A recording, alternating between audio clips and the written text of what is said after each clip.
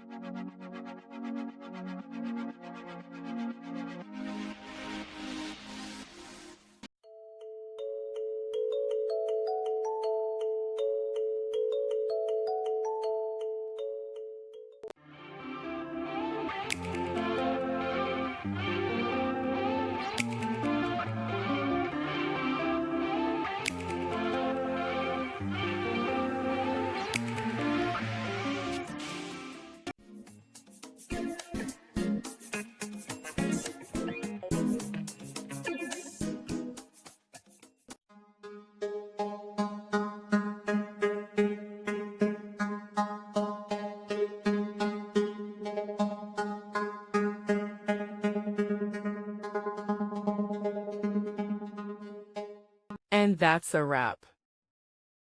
I hope you found the answer you were looking for. If you did, take a second to hit that subscribe button. It really helps out. And let me know in the comments which solution worked best for you. See you next time in the debug zone.